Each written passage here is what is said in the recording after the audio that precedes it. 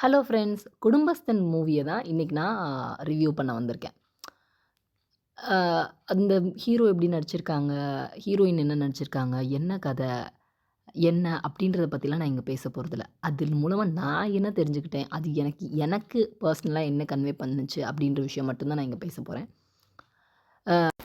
குடும்பஸ்தன் மூவில பார்த்தீங்கன்னா, ஒரு ஒரு நடுத்தர குடும்பத்த சேர்ந்த ஒருத்தனோட ஒரு ரியல் லைஃப அவ்ளோ அழகா காமிக்க ட்ரை பண்ணியிருந்தாங்க. அவன் வந்து கடைசியா ஒரு டயலாக் சொல்லுவாரு. அந்த அந்த ஹீரோ சொல்லுவாரு. அம் "இந்த பணம் தான் நானு. நீங்க வந்து இதா தான் என்னைய பார்க்குறீங்களே தவிர, காசு சம்பாதிச்சு குடுக்குற ஒரு பெர்சனா தான் பார்க்குறீங்க தவிர, எனக்குன்னு ஒரு ஃபீலிங்ஸ் இருக்கு. நான் எவ்வளோ கஷ்டப்படுறேன்றத நீங்க யோசிக்க மாட்றீங்க." இப்ப அவங்க அம்மா என்ன சொல்லுவாங்கன்னா, படத்துல கொஞ்சம் கொஞ்சம் சீன்ஸ் வந்து கொஞ்சம் நல்லா இயல்பா காமிச்சிருந்தாங்க. ரொம்ப ஆழமான கருத்தையும் அது சொல்லுச்சு. அவங்க வந்து அவங்க அம்மா அதில சில சீன்ஸ்ல பார்த்தீங்கன்னா, அவங்க அம்மா சொல்லுவாங்க, "என்னைய வந்து எப்படியாவது ரிலீஜியஸ் ட்ரிப் அனுப்பணும். நான் வந்து இமயமலை வர போய் பார்த்துட்டு வரணும்." அப்படி சொல்லுவாங்க. அவங்க அப்பா சொல்லுவாங்க, "எனக்கு எப்படியாவது இந்த வீட்ட நல்லபடியா கட்டிக் குடுப்பா." அப்படின்னு சொல்லிட்டு. அவங்க ஒய்ஃப் வந்து யுபிஎஸ்சி படிக்கணும். அட் த சேம் டைம் கன்சீவா இருப்பாங்க. ஸோ இவ்ளோ விஷயத்தையும் ஒரே பெர்சனாலிட்டி மட்டும் தான் ம் அவங்க மட்டும் தான் டேக் கேர் பண்ணிக்கணும். அவங்களால அவங்க தான் அவங்க 3 பேருக்கும் சோர்ஸ் ஆஃப் இன்கம்மா இருந்தாங்க. அப்படி இருக்கிறப்போ, எனக்கு சில சீன்ஸ்ல தோணுச்சு, பாவம்ல அவன். அவன்ட்ட வந்து "ஏய் நீ ஓகே" அப்படின்னு கேட்க அங்க யாருமே இல்லையே பாவம் அப்படின்னு எனக்கு அ ரொம்ப மனசு கஷ்டமா இருந்துச்சு அப்படி பார்க்குற சில டைம்ல. பட் அவன் வந்து நெறைய விஷயத்த வந்து ஃபேமிலிலருந்து மறைச்சிருவான். அவன் கடன் வாங்குற விஷயம், அதுக்கப்புறம் நெறைய ஃபேமிலில பொய் சொல்றது அப்படிலாம் பண்ணுவான். ஸோ நம்ம ஃபேமிலிக்கு உண்மையா இருந்தா தானே அவங்களால நம்மளோட வலிய உணர முடியும் அப்படின்ற விஷயம் எனக்கு ஸ்ட்ரைக் ஆச்சு. இப்ப எனக்கு இங்க வலிக்குதுன்னு நான் என் ஃபேமிலிட்ட சொன்னா தான், "உனக்கு ஏன் வலிக்குது? என்ன ஆச்சு?" அப்படின்ற விஷயத்த அவங்க கேட்க முனைவாங்க. நம்ம சொல்லாம என்னோட வலிய நீங்க ஏன் புரிஞ்சுக்கலன்னு கேட்டா எந்த வகையில நியாயம் இல்ல? ஸோ, அந்த விஷயத்தில அவர் தப்பு பண்ணுவாரு அந்த ஹீரோ அந்த படத்தில. அப்புறம் எனக்கு எப்படி தோணுச்சுன்னா, இப்ப வந்து நான் வந்து சாக்ரிஃபைஸ் பண்றேன். நான் சாக்ரிஃபைஸ் பண்றேன்னு சொல்லி, நீங்க அத சாக்ரிஃபைஸா பண்ண வேண்டாம். நீங்க எல்லார்கிட்டயும் இப்ப எனக்கு 1,00,000 கடன் இருக்கு. இந்த 1,00,000த்த நான் இப்படி அடைக்க போறேன். அதுக்கு உங்களோட தேவைகள குறுக்கிக்கோங்கன்றதையாவது நீங்க சொல்லிட்டீங்கன்னா, நீங்க சாக்ரிஃபைஸ் பண்ண வேண்டிய அவசியமே இருக்காதே. ஆனா நீங்க வந்து நம்ம சொன்னா அவங்க வந்து வருத்தப்படுவாங்க அப்படின்றதெல்லாம் நீங்க நெனச்சுட்டு சாக்ரிஃபைஸ் பண்ணிட்டு அதில கஷ்டப்படுறதும் அந்த பெர்சனாலிட்டி தான். ஸோ எதுக்காக நம்ம அவ்ளோ விஷயம் பண்ணிட்டு அத சாக்ரிஃபைஸ் பண்ணதுன்றது நம்மளுக்கு ஒரு நாள் ஃபீல் ஆகி, நம்மளுக்கு அது ஹிட் ஆனதுக்கப்புறம் நம்ம அவங்க கிட்ட எரிஞ்சு விழுந்து, அந்த மாதிரி விஷயங்கள்லாம் நம்ம ரியல் லைஃப்லயுமே தவிர்க்கலாம்னு நெனைக்கிறேன். அ ரியல் என்னவோ அத சொல்லிட்டு உண்மையா நம்ம ஃபேமிலிக்கு உண்மையா இருந்துட்டோம்னா, ஏன்னா எண்ட் ஆஃப் த டே நம்ம ஃபேமிலி தான் நம்ம கூட நிக்க போறாங்க.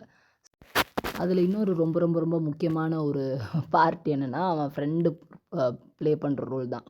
"கூடா நட்பு கேடாய் முடியும்" அப்படின்ற விஷயத்த நான் ரொம்ப பிலீவ் பண்ணுவேன். நம்ம யார் கூட ஃப்ரெண்டா இருக்கோம், இல்ல நம்ம கெட்டவங்களா இருந்தா அவங்களையும் கெட்டவங்களாக்கக்கூடாது அப்படின்ற விஷயம் வந்து அ ரியல் லைஃப்லயுமே நடக்கும்.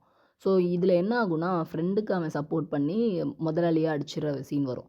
அப்போ அந்த ஃப்ரெண்டு அ அ அந்த ஃப்ரெண்டுனால அவன் எவ்வளோ கஷ்டப்படுறான், அந்த ஃப்ரெண்டுனால எவ்வளோ கடன் வாங்குறான். ஃப்ரெண்டு வந்து அட் த சேம் டைம் ஹெல்ப்பும் பண்ணுவாரு. அதே அதே ஃப்ரெண்டு ஹெல்ப்பும் நெறைய விஷயத்தில பண்ணுவாரு. ஆனா எல்லாத்துக்கும் தொடக்க புள்ளியா அந்த ஃப்ரெண்டு தான் இருப்பாரு. அவன் கடன் வாங்குறதா இருக்கட்டும், அ லைஃப்ல படுற நெறைய கஷ்டத்துக்கு அந்த ஃப்ரெண்ட் அந்த ஒரு நிமிஷம் கோவம் தான். கோவத்தில ஃப்ரெண்ட அடிச்சுட்டாரு அப்டின்னோனே அடிக்கிறது.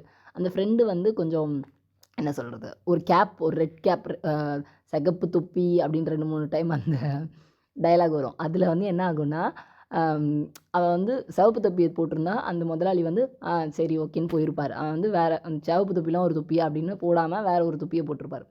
உடனே அ ஹீரோ வந்து கேட்பாரு, "ஏன்டா சிவப்பு தொப்பி போடல? போட்றா அத" அப்படின்னு கேட்டுட்டு இருக்கும்போதே அந்த முதலாளி வந்துருவாரு. வந்து "ஏய் ஏன்டா இந்த தொப்பி போட்டிருக்க?" அப்படின்னு சொல்லி கேட்கும்போது, "இதெல்லாம் ஒரு ட்ரெஸ்ஸாயா?" அப்படி கேட்குறான். அப்ப அடிச்சுருவாரு. என் ஃப்ரெண்டே நீ அடிச்சிட்டியான்னு சொல்லிட்டு முதலாளி அடிச்சுருவாரு. ஸோ வேலையிலேருந்து ஃபயர் பண்ணிருவாங்க. அப்ப வேல போயிருச்சு. அப்ப ஃப்ரெண்டு சொல்லுவாரு, நம்ம வந்து நாளைக்கு வேல தேடலாம். நான் உனக்கு இந்த மாசத்துக்குள்ள வேல ம பார்த்து தரேன்." அப்படின்ற மாதிரி சொல்லுவாரு. ஸோ அந்த பாயிண்ட்ல தான் மூவியே ஸ்டார்ட் ஆகும். ஸோ அப்படிதான். அந்த ஃப்ரெண்ட்ஷிப்ன்ற விஷயம் வந்து நல்லதும் பண்ணுவாரு அதே மூவில, கெட்டதும் பண்ணுவாரு. கெட்டது தான் எனக்கு என்னமோ நெறைய பண்ணாரோன்னு தோணுச்சு. So choose your friend carefully. அதுக்கப்புறம் ஃபன்னி பார்ட் என்னென்னா, லவ் மேரேஜ் பண்ணி அந்த ஹீரோ வந்து பேரண்ட்டை எதிர்த்து லவ் மேரேஜ் பண்ணி அப்புறம் ஒன்றா சேர்ந்து வாழ்வாங்க. அப்படி வாழ்கிறப்ப அவங்க அந்த ஹீரோவோட அம்மா வந்து அந்த பொண்ணை சும்மா குத்தி காமிச்சு பேசிகிட்டே இருப்பாங்க. அப்புறம் எங்கே போனாலும் நீங்கள் இவ்வளோ செஞ்சீங்களா, அவ்வளோ செஞ்சீங்களா, செய்முறை செஞ்சீங்களா அப்படின்னு கேட்பாங்களேன்ற பயத்தினால அவங்க வந்து நிறைய கடன்லாம் வாங்கி செய்முறைலாம் செய்வாங்கன்ற மாதிரிலாம் காமிச்சிருப்பாங்க. ஸோ அதெல்லாம் வந்து சொசைட்டியில் நடக்கிற நிறைய ரியலாக ஆர்கானிக்காக காமிச்சிருந்தாங்கன்னு எனக்கு தோணுச்சு. நிஜமாவே அப்படிலாம் நிறைய பொண்ணுங்க ஃபேஸ் பண்ணுறாங்கல்ல.